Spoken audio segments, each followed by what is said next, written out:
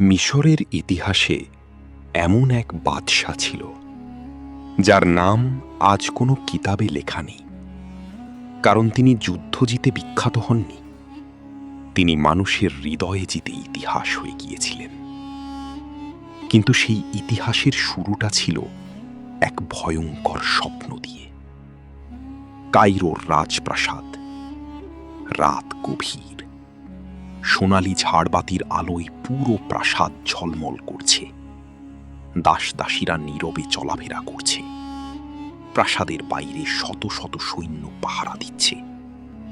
আর সেই বিশাল প্রাসাদের সবচেয়ে নিরাপদ কক্ষে ঘুমিয়ে আছেন মিশরের বাদশাহ সুলতান সালাহুদ্দিন আল মাসরি। লোকটা ছিল ক্ষমতাবান, অসংখ্য ধন সম্পদের মালিক। তার এক ইশারায় হাজার সৈন্য যুদ্ধ শুরু করে দিত। তবু কয়েক মাস ধরে তার মনে অদ্ভুত এক অশান্তি কাজ করছিল। কারণ প্রতিদিন দরবারে একই কথা শোনা যেত, হুজুর, মানুষ সুখে আছে, দেশে কোনো অভাব নেই, সবাই আপনার জন্য দোয়া করে। কিন্তু কেন জানি না, সুলতান সালাহুদ্দিনের মন এসব বিশ্বাস করতে পারত না। সেই রাতেই হঠাৎ তিনি এক ভয়ঙ্কর স্বপ্ন দেখলেন। তিনি দেখলেন এক বিশাল অন্ধকার মরুভূমি, চারদিকে আগুনের মতো লাল আকাশ, আর হাজার হাজার মানুষ দৌড়ে তার দিকে আসছে। কেউ ক্ষুধায় কাঁদছে, কেউ পানির জন্য চিৎকার করছে, কেউ নিজের মৃত সন্তানকে বুকে জড়িয়ে বসে আছে। এক মা কাঁদতে কাঁদতে বলছে, হে সুলতান, আমার সন্তান 3 দিন ধরে না খেয়ে আছে। এক বৃদ্ধ চিৎকার করছে, আপনার সৈন্যরা আমাদের শেষ গরুটাও নিয়ে গেছে। এক শিশু হাত বাড়িয়ে কাঁদছে, আমাদের কথা কি কখনো আপনার কাছে পৌঁছায় না? সুলতান সালাউদ্দিন ভয়ে জমে গেলেন। তিনি দৌড়ে তাদের দিকে যেতে চাইলেন, কিন্তু হঠাৎ দেখলেন তার আর জনগণের মাঝখানে বিশাল এক দেয়াল দাঁড়িয়ে আছে। সেই দেয়ালের গায়ে আগুন দিয়ে লেখা, মিথ্যা প্রশংসা, লোভী মন্ত্রী, চাটুকার দরবার। সুলতান সালাউদ্দিন দেয়াল ভাঙতে চেষ্টা করলেন, কিন্তু যতই চাপ দেন দেয়াল আরও উঁচু হয়ে যায়। ঠিক তখন অন্ধকার থেকে এক কণ্ঠ ভেসে এলো। যে শাসক নিজের চোখে সত্য দেখে না, তার কানে কখনো জনগণের কান্না পৌঁছায় না। হঠাৎ হাজার মানুষের চিৎকারে পুরো আকাশ কেঁপে উঠল, বিচার চাই, বিচার চাই, বিচার চাই। চিৎকার শুনে সুলতান সালাউদ্দিনের ঘুম ভেঙে গেল। তার বুক দ্রুত কাঁপছে, শরীর ঘামে ভিজে গেছে। ঠিক তখন দূরের মসজিদ থেকে ফজরের আজান ভেসে এলো। সুলতান সালাউদ্দিন বিছানায় বসে অনেকক্ষণ চুপ রইলেন। তারপর ধীরে ধীরে বললেন, এটা শুধু স্বপ্ন না, এটা আল্লাহর সতর্কবার্তা। পরদিন দরবার বসল। মন্ত্রীদের মুখে আগের মতোই হাসি।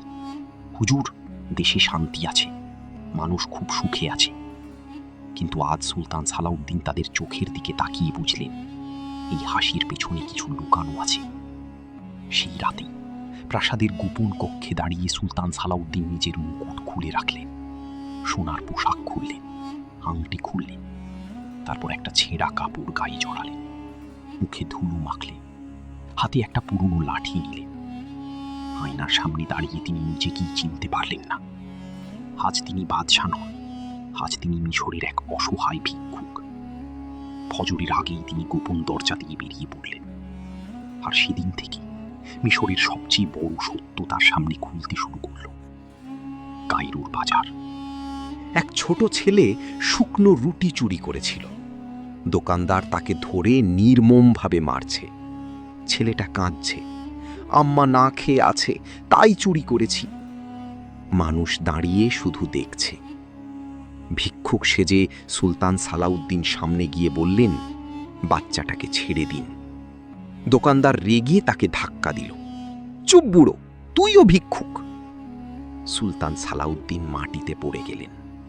তার জীবনে এই প্রথম কেউ তাকে অপমান করল। কিন্তু সেই অপমানের চেয়েও বেশি কষ্ট হচ্ছিল এটা ভেবে, তার রাজ্যে একটা শিশু ক্ষুধার কারণে চোর হয়ে গেছে।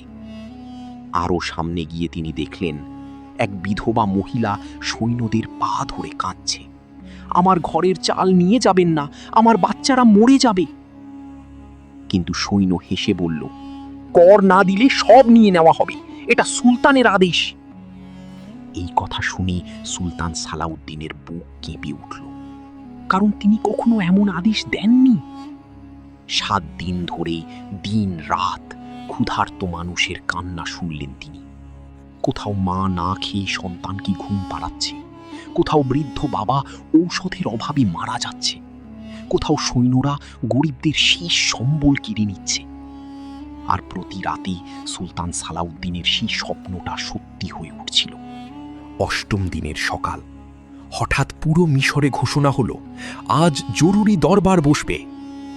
সব মন্ত্রী, সেনাপতি, ধনী ব্যবসায়ী উপস্থিত হলো। ঠিক তখন দরবারে ঢুকল এক ভিক্ষুক। সবাই রেগে উঠল, এই ভিখারিকে বের করো। কিন্তু পরের মুহূর্তেই ভিক্ষুক নিজের মাথার কাপড় খুলে ফেলল। পুরো দরবার নিস্তব্ধ, কারণ তিনি স্বয়ং সুলতান সালাউদ্দিন। মন্ত্রীদের মুখ ফ্যাকাশে হয়ে গেল। সুলতান সালাউদ্দিনের চোখে পানি, কিন্তু কণ্ঠ ছিল বজ্রের মতো। তিনি গর্জে উঠলেন, 7 দিন আমি ক্ষুধার্ত মানুষের কান্না শুনেছি, 7 দিন আমি দেখেছি আমার নামে জুলুম চলছে, 7 দিন আমি দেখেছি গরিব মানুষ আল্লাহর কাছে মৃত্যুর দোয়া করছে। পুরো দরবার কাঁপছিল। তারপর সুলতান সালাউদ্দিন নিজের মুকুট খুলে সবার সামনে মাটিতে রেখে বললেন, এই মুকুট সোনার না, এই মুকুট মানুষের বিশ্বাস দিয়ে তৈরি। যে শাসক জনগণের কান্না শোনে না, সে এই মুকুট পরার যোগ্য না। সেদিন থেকেই মিশর বদলে গেল। দুর্নীতিবাজ মন্ত্রীদের শাস্তি হলো, গরিবদের কর মওকুফ হলো, খাদ্য ভাণ্ডার খুলে দেওয়া হলো। আর প্রতি মাসে একবার এক বৃদ্ধ ভিক্ষুককে কায়রোর রাস্তায় দেখা যেত। সে মানুষের দরজায় গিয়ে কড়া নাড়ত, তাদের কষ্ট শুনত আর গোপনে সাহায্য করে চলে যেত। মানুষ জানত না তিনি কে, কিন্তু তারা বলতো, মিশরে এক ভিক্ষুক আছে যার দোয়ায় মানুষের জীবন বদলে যায়।